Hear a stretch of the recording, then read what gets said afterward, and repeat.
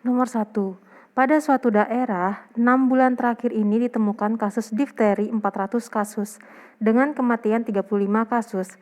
Pada tahun sebelumnya terdapat 310 kasus dengan kematian 15 orang. Keadaan ini disebut dengan A. Epidemi dan endemi, B. Endemi, C. Pandemi, D. Epidemi, E. Pandemi dan endemi. Nomor 2, wanita 25 tahun datang ke puskesmas dengan keluhan demam lebih dari 4 hari, lemas, mimisan, badan pegal, dan mual muntah.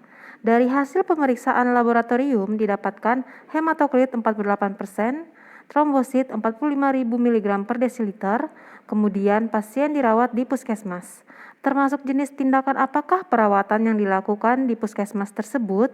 A. Early diagnosis, B. Primary protection, C. Secondary protection, D. Prompt treatment, E. Tertiary protection.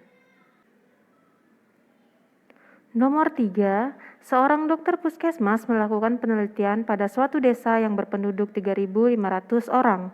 Pada 2 minggu terakhir mendapat kunjungan sebanyak 35 pasien karena digigit kera liar. Sekitar 2 hari setelah digigit, 5 pasien mengalami demam. 2 minggu setelah kejadian, 1 pasien mengalami kejang. 3 hari kemudian pasien meninggal. Sebelumnya, belum pernah ada peristiwa digigit kera liar. Case fatality rate pada kejadian di atas adalah A. 1/35, B. 35/3500, C. 5/35, D. 1/3500, E. 1/5. Next, sebuah kapal feri sedang berlayar di pelabuhan Sabang menuju pelabuhan Ulele dengan membawa beberapa penumpang asing.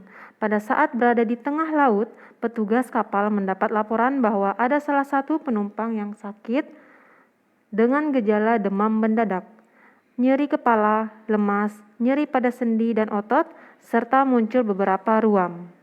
Setelah diidentifikasi oleh pihak kapal, ternyata penumpang tersebut berasal dari Afrika. Pihak kapal mencurigai penumpang tersebut terjangkit virus Ebola. Apa tindakan yang selanjutnya harus dilakukan oleh awak kapal tersebut? A. Menghubungi pihak kantor kesehatan pelabuhan untuk meminta pertolongan pertama. D. Melanjutkan perjalanan sampai ke pelabuhan Ulele. Setibanya di pelabuhan langsung membawa penumpang tersebut ke rumah sakit terdekat. C. Tidak melanjutkan perjalanan dan kapal balik ke pelabuhan Sabang. D. Memasang infus untuk memperbaiki kondisi pasien. Nomor 5. Dalam perencanaan penanggulangan DBD di puskesmas ditemukan identifikasi masalah jumlah penderita laki-laki 25 orang, perempuan 33 orang, sanitasi lingkungan buruk, banyak genangan air di sampah dan kaleng bekas, serta tingkat pendidikan masyarakat yang hanya sampai SMP. Untuk melakukan inovasi, Kepala Puskesmas melibatkan tokoh masyarakat untuk menurunkan angka kejadian DBD. Apakah langkah selanjutnya yang tepat dilakukan oleh Puskesmas? A. Analisis data, B. Identifikasi masalah, C. Menentukan tujuan, D. Menentukan prioritas masalah, E. Menentukan alternatif penyelesaian masalah. Oke, ini kunci jawabannya. 5 soal kita sudah baca bersama. Sekarang ini adalah kunci jawabannya. Yang untuk nomor 1, jawabannya adalah D. Epidemi. Nah, berikut pembahasannya. Epidemi adalah suatu keadaan di mana suatu masalah kesehatan yang ditemukan pada suatu daerah tertentu dalam waktu yang singkat berada dalam frekuensi yang meningkat. Nah, kemudian ada juga pandemi adalah suatu keadaan di mana suatu masalah kesehatan frekuensinya dalam waktu yang singkat memperlihatkan peningkatan yang amat tinggi serta penyebarannya telah mencakup suatu wilayah yang amat luas. Selanjutnya ada endemi adalah suatu keadaan di mana suatu masalah kesehatan frekuensinya pada suatu wilayah tertentu menetap dalam waktu yang lama. Jadi jawaban yang tepat adalah epidemi. Nah, yang nomor 2 itu jawabannya adalah prompt treatment. Jadi karena yang ditanyakan adalah jenis perawatan yang dilakukan puskesmas. Selanjutnya yang nomor 3 jawabannya adalah 1/35. Nah, yang nomor 4 jawabannya A. Menghubungi pihak kantor kesehatan pelabuhan untuk meminta pertolongan pertama. Yang terakhir nomor 5, jawabannya adalah menentukan prioritas masalah. Nah, kita lanjut ke soal nomor 6. Kondisi gagal tumbuh pada anak balita akibat kekurangan gizi kronis sehingga anak terlalu pendek untuk usianya merupakan definisi dari A. Wasting, B. Stunting, D. Gigantisme, D. Marasmus, E. Kwashiorkor. Nomor selanjutnya, di bawah ini yang termasuk dalam mikronutrien, yaitu A. Karbohidrat dan kalsium, B. Lemak dan protein, C. Protein dan vitamin C, D. Koper dan vitamin D, E. Lemak dan selenium. Nomor selanjutnya, pasca gempa di Lombok, pemerintah mendirikan klinik darurat bencana untuk melayani masyarakat korban gempa. Klinik darurat tersebut didirikan atas kerjasama Kementerian Kesehatan, Dinas Kesehatan Provinsi, Dinas Kesehatan Kabupaten, dan BPBD.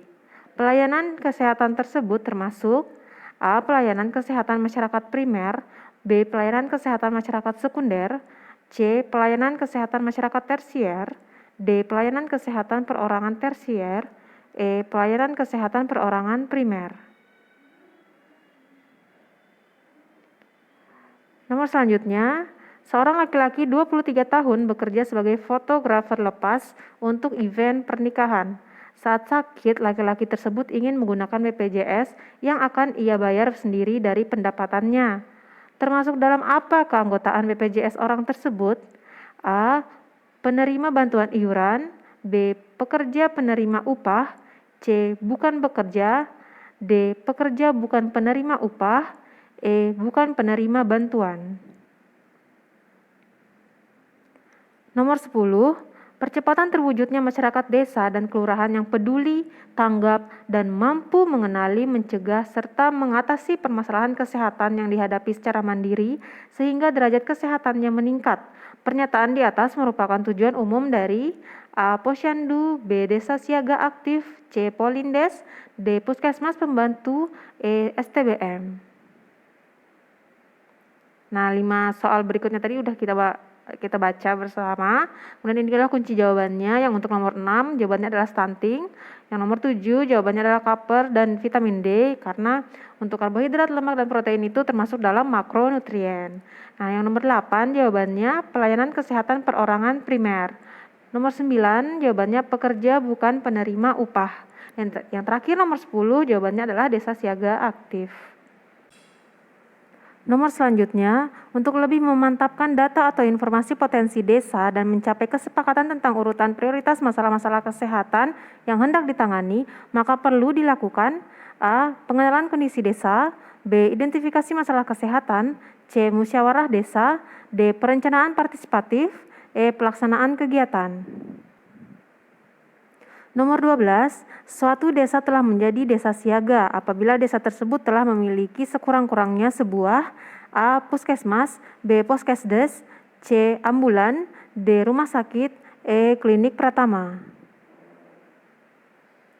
Nomor 13, prinsip pengorganisasian Poskesdes adalah dikelola oleh masyarakat yang dalam hal ini kader kesehatan dengan bimbingan tenaga kesehatan.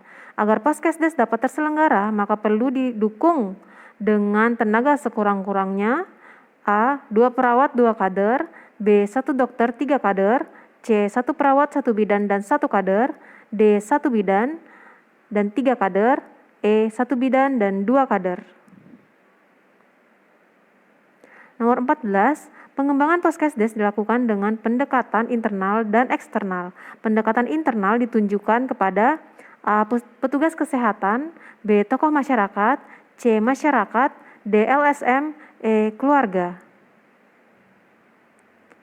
Next, kader ingin mengetahui masalah kesehatan di wilayahnya dan memecahkan masalahnya sesuai dengan sumber daya yang ada dan kearifan lokal yang dimiliki.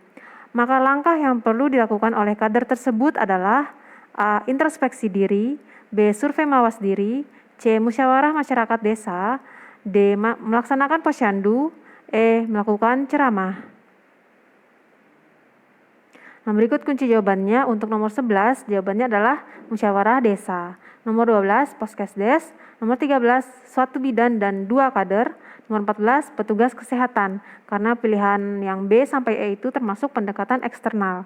Nah, nomor 15 adalah survei mawas diri. Nah, kita lanjut soal kembali nomor 16.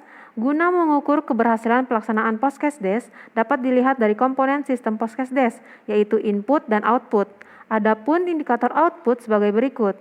A. Jumlah bayi berat badannya tidak naik ditangani dan jumlah kader aktif. B. Jumlah tenaga kesehatan yang tersedia dan jumlah kasus kesakitan akibat penyakit menular. C. Jumlah kader aktif dan jumlah tenaga kesehatan yang tersedia. D. Jumlah tenaga kesehatan yang tersedia dan jumlah bayi berat badan tidak naik ditangani. E. Jumlah bayi berat badan tidak naik ditangani dan jumlah kasus kesakitan akibat penyakit menular. Nomor 17, kepanjangan dari kata DUPAK adalah A. Daerah usulan puskesmas area kerja. B. Daftar usulan penetapan angka kredit. C. Daftar utama peninjauan angka kredit. D. Daftar usulan penetapan area kerja. E. Daftar usulan peninjauan angka kredit. Nomor 18, berikut ini merupakan fasilitas kesehatan tingkat pertama, yaitu A. Klinik utama. B. Rumah sakit umum kelas C. C. Rumah sakit khusus. D. Praktik dokter gigi. E. Rumah sakit umum kelas B. Nomor 19, berikut ini merupakan fasilitas kesehatan rujukan tingkat lanjutan, yaitu A. Puskesmas. B. Praktik dokter. C. Praktik dokter layanan primer. D. Klinik utama. E. Rumah sakit kelas D Pratama. Nomor selanjutnya, berdasarkan PMK nomor 5 tahun 2018, untuk dapat melakukan kerjasama dengan BPJS Kesehatan, Puskesmas harus memenuhi persyaratan sebagai berikut, kecuali A. Nomor pokok wajib pajak. B. Surat izin operasional. C. Surat izin praktik bagi dokter. D. Perjanjian kerjasama dengan jejaring. E. Surat pernyataan kesediaan mematuhi ketentuan yang terkait dengan JKN. Oke, 5 soal tadi sudah kita lewati dan ini adalah jawabannya. Yang untuk nomor 16 itu jawabannya adalah E. Karena selain jawaban E ini, yang lain itu termasuk dalam komponen input sistem Poskesdes. Nah, untuk nomor 17 jawabannya adalah B. Daftar usulan penetapan angka kredit. Nomor 18 adalah praktik dokter gigi. Nomor 19, klinik utama.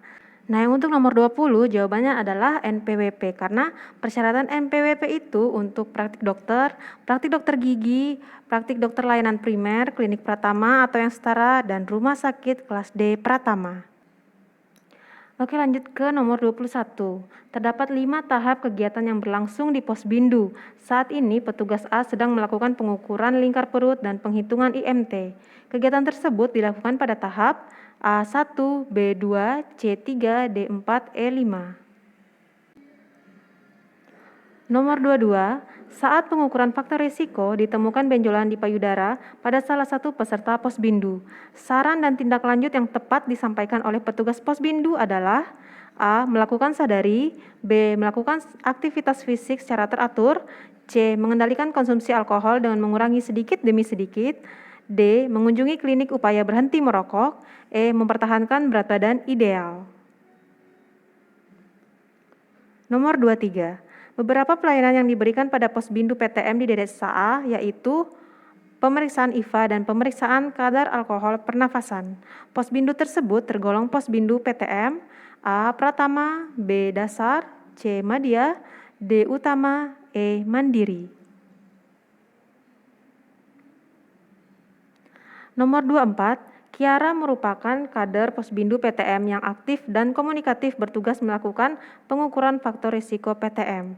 Pada pembagian peran kader Posbindu PTM, Kiara berperan sebagai A. Koordinator, B. Kader pemantau, C. Kader penggerak, D. Kader pencatat, E. Edukator. Nah, nomor terakhir, Puskesmas memiliki tanggung jawab pembinaan Posbindu PTM di wilayah kerjanya, sehingga kehadiran petugas puskesmas dalam kegiatan Posbindu PTM sangat diperlukan. Adapun salah satu peran petugas puskesmas yaitu A. Menilai kehadiran, B. Mengisi catatan pelaksanaan kegiatan, C. Melakukan konsultasi teknis dengan pembina Posbindu PTM, D. Mengambil dan menganalisa hasil kegiatan Posbindu PTM, E. Mendukung dan berperan aktif dalam kegiatan Posbindu PTM sesuai dengan minat dan misi kelompok. Nah, ini adalah kunci jawaban untuk 5 soal terakhir. Yang untuk nomor 21 itu jawabannya adalah 3. Nomor 22 melakukan sadari. Nomor 23 utama. Nomor 24 termasuk kader pemantau. Nah, kader pemantau itu merupakan kader Posbindu PTM yang aktif dan komunikatif bertugas melakukan pengukuran faktor risiko PTM. Dan nomor terakhir jawabannya adalah mengambil dan menganalisa hasil kegiatan Posbindu PTM. That's all kawan-kawan, demikian 10 soal yang sudah kita bahas bersama. Terima kasih sudah menonton sampai habis. Tunggu soal-soal berikutnya ya. Terima kasih.